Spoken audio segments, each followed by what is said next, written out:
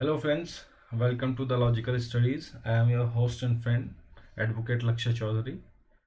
और सबसे पहले मैं आपको अपने इस YouTube channel the logical studies से इंट्रोड्यूस करवा देता हूँ। Basically this channel is dedicated to all the legals. जितने भी स्टूडेंट हैं, लॉ परस्यू कर रहे हैं, ग्रेजुएशन में हैं या पोस्ट ग्रेजुएशन में अपना LLM परस्यू कर रहे हैं या लॉ से रिलेटेड कोई भी एग्ज़ाम देने की तैयारी कर रहे हैं, बेसिकली ये चैनल ऐसे लोगों को डेडिकेटेड है। तो अब द लॉजिकल स्टडीज़ कैसे आप लोगों की हेल्प करेगा और किन एग्जाम्स में आप लोगों की हेल्प करेगा, चलिए उसको एक बार देख लेते हैं। तो लॉजिकल स्टडीज़ कवर करता है यूजीसी नेट लॉ। अगर आप पोस्ट ग्रेजुएशन कर चुके हैं, असिस्टेंट प्रोफेसर बनना चाहते हैं या JRF की तैयारी कर रहे हैं और उसके लिए आपको यूजीसी नेट का एग्ज़ाम देना है, तो उसमें लॉजिकल स्टडीज़ आपकी काफ़ी हेल्प करेगा। उसके बाद आता है PCSJ, जुडिशियल सर्विसेज। अगर आप किसी भी स्टेट की जुडिशियल सर्विसेज के लिए प्रिपेयर कर रहे हैं तो logical studies would be helpful for you guys. Then third number पे हमारा आ जाता है civil services main examinations. Pre आपने क्लियर कर लिया है या तैयारी कर रहे हैं, उसके बाद मेंस में आपका ऑप्शन है लॉ। तो लॉजिकल स्टडीज आपकी हेल्प करेगा। हम मेंस के जितने भी पुराने एग्जाम हुए हैं अब तक UPSC के, कोशिश करेंगे कि उनका डिटेल एक बार आपको, जो मेंस के क्वेश्चन है आंसर्स के साथ, डिटेल्ड आंसर्स के साथ उन पर वीडियो बनाएं ताकि वो आप लोगों के लिए हेल्पफुल हो। उसके बाद ऑल इंडिया बार एग्जामिनेशन ओपन बुक एग्ज़ाम है। ज़्यादा टफ तो नहीं है, लेकिन फिर भी आपको लॉजिकल स्टडीज़ गाइड करेगा कि आपको कौन सी बुक आपके लिए बेस्ट रहेगी, ताकि आपको बहुत सारी बुक ना ले जानी पड़े और एक ही बुक से आपका काम चल जाए और कौन कौन से एरियाज पर आपको फोकस करना है। उसके बाद मेन चैलेंज है यूनिवर्सिटी सेमेस्टर एग्जामिनेशन। अब यूनिवर्सिटी सेमेस्टर एग्जामिनेशन में हम कैसे लॉजिकल स्टडीज़ ने फोकस किया है, तो इसकी एक स्ट्रेटजी हमने बनाई है कि यूनिवर्सिटी वाइज जो सिलेबस है उसके अकॉर्डिंग, जैसे सेकेंड ईयर में या सेकेंड सेमेस्टर में, थर्ड सेमेस्टर में जो सिलेबस है उसके अकॉर्डिंग स्टडी मटेरियल तैयार किया जाए और उसके अकॉर्डिंग ही जो हमारी वीडियोस अपलोड होंगी इस चैनल पे सिलेबस के अकॉर्डिंग, ताकि आप लोग उनको देख सकें और एग्ज़ाम में अच्छा कर सकें। उसके बाद जितने भी लॉ से रिलेटेड एग्ज़ाम हैं, आपके जुडिशरी तो चलो हमने इसमें काउंट कर ही लिया, उसके बाद APO का एग्ज़ाम हो गया, जितने भी एग्ज़ाम आपके लॉ से रिलेटेड हैं वो सब कवर किए जाएंगे। और जो बच्चे अभी यूनिवर्सिटी में पढ़ रहे हैं उनके लिए सेमेस्टर वाइज नोट्स अवेलेबल हैं। LLM वालों के लिए भी हैं जो पोस्ट PG कर रहे हैं, और LLB वालों के लिए भी semester wise, first semester, second semester, third semester, fourth semester up to 10th semester law के नोट्स अवेलेबल हैं। तो अब आपको ये कैसे मिलेंगे, तो चलिए पीछे चलना पड़ेगा इसके लिए। तो आप हमें कांटेक्ट कर सकते हैं, टेलीग्राम पे ग्रुप है द लॉजिकल स्टडीज़ के नाम पे, आप जाइए, इसको ज्वाइन कीजिए, मैसेज कीजिए। इंस्टाग्राम पे लॉजिकल स्टडीज़ हैं। इन दोनों ही चैनल्स पे आपको अपडेट मिलेंगे कि कौन सी वीडियो कब आ रही है, कौन सा हमने उस पर सब्जेक्ट उठाया है, नोटिफिकेशंस मिलेंगी कि कौन सा एग्ज़ाम कब शेड्यूल हुआ है, कब होने वाला है, उसका सिलेबस क्या है, उसके लिए स्ट्रेटजी क्या रहेगी उसको क्लियर करने के लिए। तो वो सब आपको टेलीग्राम का ये चैनल है द लॉजिकल स्टडीज़, और इंस्टाग्राम पे द लॉजिकल स्टडीज़ पे आपको अपडेट मिलते रहेंगे। चलिए आज हम शुरू करते हैं इंडियन लीगल हिस्ट्री पार्ट 1। तो let's move to the next slide. Indian legal history part 1। तो सबसे पहले बेसिक फैक्ट्स की तरफ देखते हैं।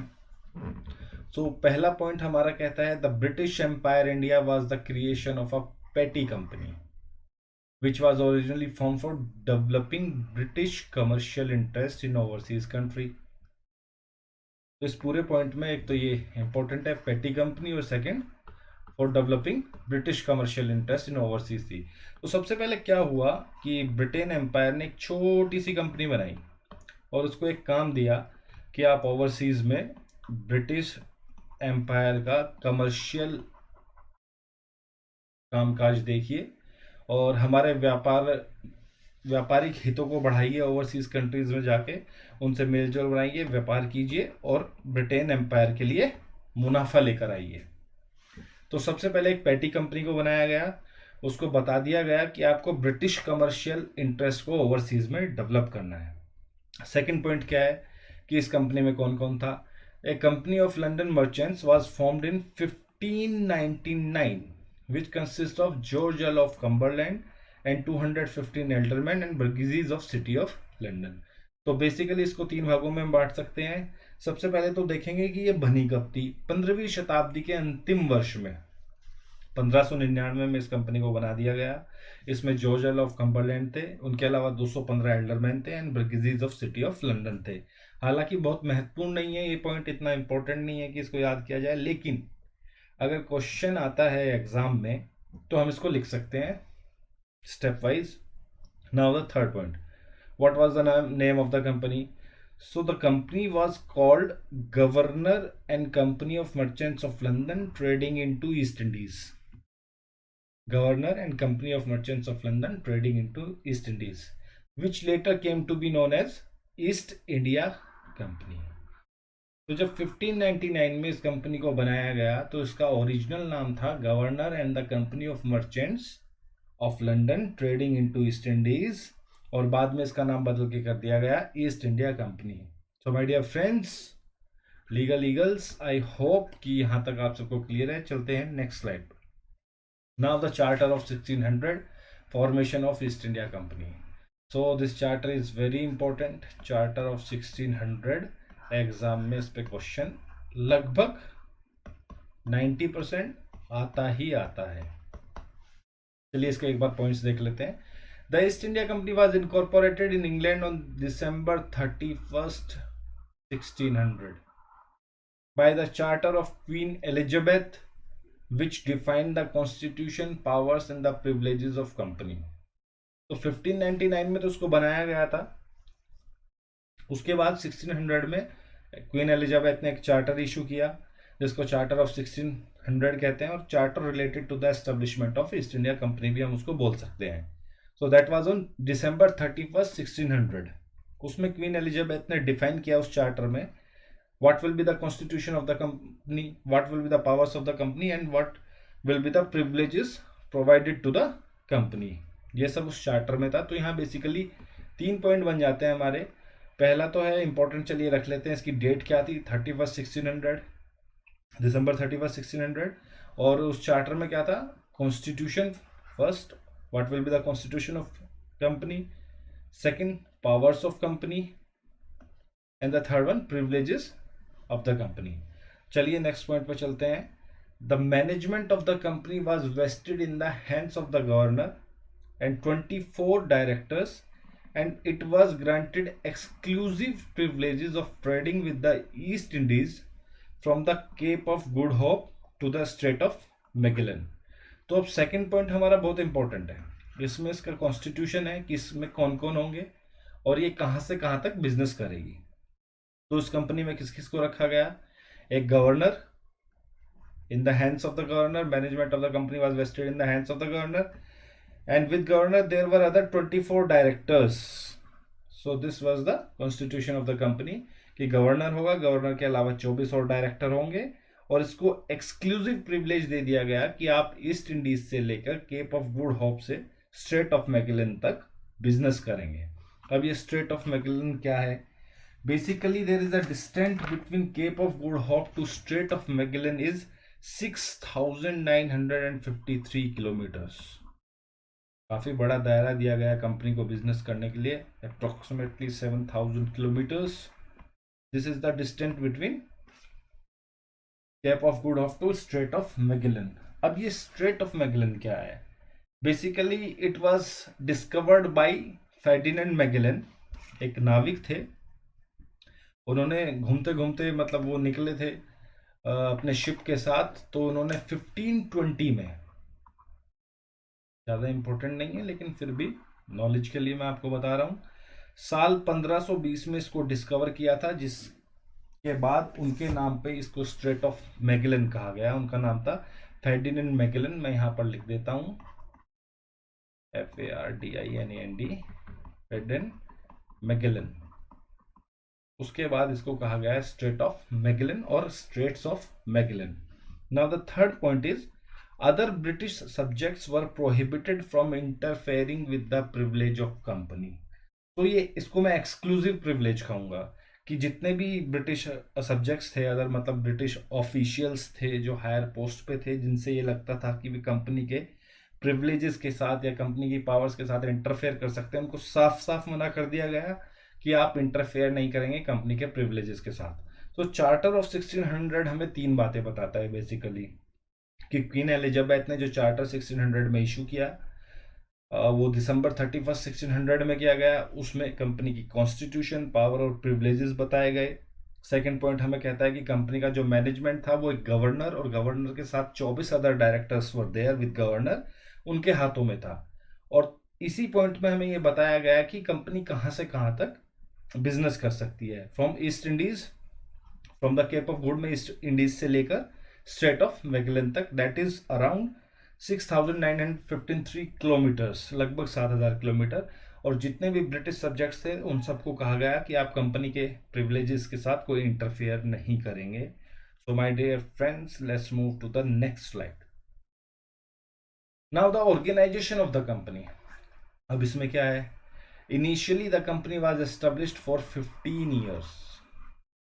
तो जो चार्टर ऑफ 1600 था उसके हिसाब से इसको 15 साल के लिए बनाया गया। Actually may be like a pilot project, करते हैं ना हम किसी भी प्रोजेक्ट को स्टार्ट करने से पहले कि इसको एक बार देख लेते हैं कि एक पायलट 2-3 महीने के लिए कैसे काम करता है, वैसे ही ब्रिटिश एम्पायर ने इसको 15 साल इसका लाइफ टाइम रखा गया initially for 15 years. Now the British crown was empowered to revoke the charter even earlier on a 2-year notice. Important है। If companies' commercial activities were not found profitable to British trade and commerce, तो उसमें साफ साफ condition ये दी गई थी कि जो ब्रिटिश क्राउन था वो किसी भी वक्त इस चार्टर को रिवॉक कर सकता था। रिवॉक करने का मतलब वापस ले सकता था, लेकिन उससे पहले वो 2 साल का एक नोटिस देगा कि अगले 2 साल के बाद हम इस कंपनी को बंद कर देंगे। लेकिन इसके साथ एक शर्त थी, अगर कंपनी की जो कमर्शियल एक्टिविटीज प्रॉफिटेबल नहीं हुई ब्रिटिश ट्रेड एंड कॉमर्स के लिए। बेसिकली उन्होंने साफ साफ ये कहा कि अगर हम आपको बना रहे हैं, ब्रिटिश एम्पायर को आप प्रॉफिट देंगे बाय ट्रेड एंड कॉमर्स को डेवलप करके ओवरसीज में, इन केस आप इसमें फेल हो गए हैं तो हम आपको कंपनी को शट डाउन कर देंगे बिल्कुल, लेकिन उससे पहले हम आपको 2 साल का एक नोटिस देंगे। तो थर्ड पॉइंट कहता है the governor and 24 directors of the company form the court of directors. ठीक है जी, of the company which was to be elected every year by the general court.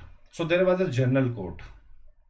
ये इससे हमें पता लगता है कि वहां पर एक जनरल कोर्ट था और वो इलेक्ट करता था गवर्नर को और गवर्नर के अलावा अदर 24 डायरेक्टर्स को एवरी ईयर।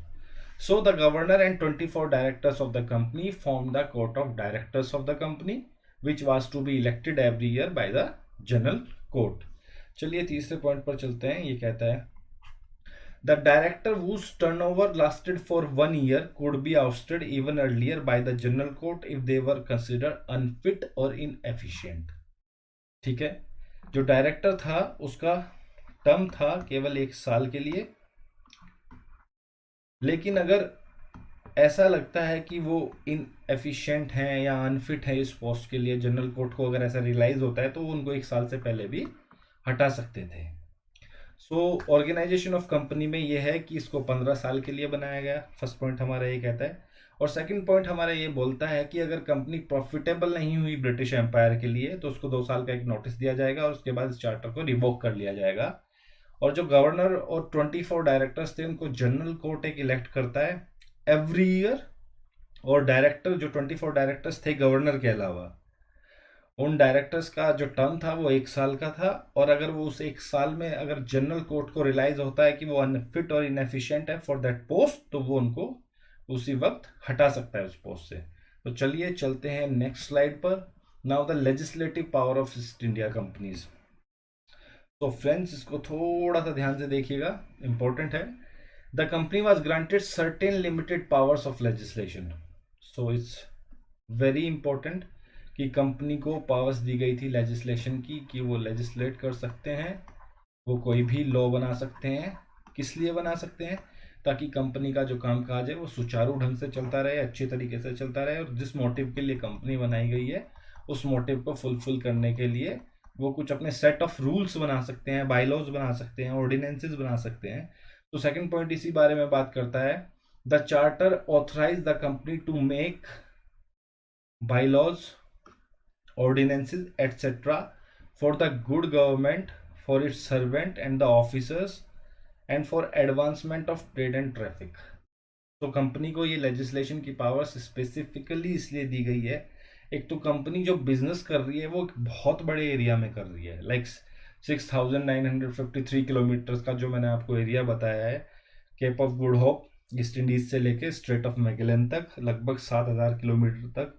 और उस जमाने में कम्युनिकेशन नेटवर्क इतना तेज नहीं था कि एक कंपनी 7,000 किलोमीटर अपने ओरिजिनल मदरलैंड से दूर है और उसको कुछ लेना है, कुछ अपने लॉज बनाने हैं या कुछ ऐसा, कुछ अचानक ऐसी कोई ज़रूरत आ गई कि उसको एक रूल्स बनाने हैं, बाईलॉज बनाने हैं, ऑर्डिनेंसेस बनाने हैं, तो वो इन्फॉर्मेशन भेजेंगे 7,000 किलोमीटर दूर बाई वे ऑफ शिप, तो कई महीने लग जाएंगे। इसलिए ये पावर उनको दी गई है कि आपको जब भी महसूस हो, for the advancement of trade, for the good government, for your officers, आप रूल्स और बाईलॉज बना सकते हैं। इसलिए लेजिस्लेशन की पावर कंपनी को दी गई थी। Now the third point, the company could also impose fines, penal powers नहीं है कंपनी के पास, penalties and punishment for the disobedience of its laws, but they were not to be contrary to the laws and the custom of England. तो तीसरा point important है, इसमें कहा गया है कि कंपनी फाइन इम्पोज कर सकती थी, पेनल्टीज लगा सकती थी और पनिशमेंट दे सकती थी for the disobedience of it laws. अगर उसके कुछ ऑफिसर हैं उसके रूल्स को, उसके लॉज को और ऑर्डिनेंसेस को नहीं मान रहे हैं, डिसओबीडियंट हैं, तो उसके लिए कंपनी उनको फाइन कर सकती थी और पेनल्टीज लगा सकती थी। लेकिन इसमें एक कंडीशन है कि वो जो भी लॉज बनाएगी वो कॉन्ट्रेरी नहीं होने चाहिए laws and custom of England. जो इंग्लैंड के कस्टम हैं या ऑलरेडी सेट लॉज हैं उनके अगेंस्ट नहीं होना चाहिए उन लॉज को, जो भी कंपनी लॉज बनाएगी। Now the fourth point, thus though the legislative power of the company were considerably limited, considerably इस आ गया यहाँ पर, so thus though the legislative power of the company were considerably limited, but they were of great historical significance so far because subsequent development of Anglo-Indian code by the company are concerned। तो fourth point मैं आपको बताता हूँ, इसमें ये कहते हैं कि जो लेजिस्लेटिव कंपनी थी, जो लेजिस्लेटिव पावर्स थी कंपनी की, वो कंसिडरेबली लिमिटेड थी। इतनी नहीं थी क्योंकि उनको केवल बाई लॉज और सेट ऑफ रूल्स और ऑर्डिनेंसेस बनाने के लिए दे दे ताकि सुचारू ढंग से व्यापार चलता रहे, कहीं कोई दिक्कत ना आए। लेकिन जो इसके पास ये लेजिस्लेटिव पावर थी जो इसको 1600 के चार्टर से मिली थी, बाद में अगर इसको देखा जाए 200 साल जो इसने इंडिया पर रूल किया, अलग अलग इसकी कॉलोनीज थी, तो इन्होंने काफ़ी एक महत्वपूर्ण भूमिका निभाई थी कंपनी को आगे ले जाने के लिए। और एक सब्सिक्वेंट डेवलपमेंट हुआ एक एंग्लो इंडियन कोड का, तो उसके बारे में हम अपने जो नेक्स्ट पार्ट आएंगे लीगल हिस्ट्री के, डिटेल में इस पॉइंट को हम उसमें पढ़ेंगे। तो जो legislative power of East India companies की, ये जो हमारी स्लाइड है बेसिकली हमें बताती है कि उसकी पावर्स थी उसके पास लेजिस्लेट करने की, लेकिन लिमिटेड पावर्स थी। फाइन लगाएगी, पेनल्टीज लगाएगी कंपनी डिसओबीडियंस पर, लेकिन वो जो भी रूल्स बनाएगी वो कॉन्ट्रेरी नहीं होने चाहिए इंग्लैंड के कस्टम और लॉज के लिए।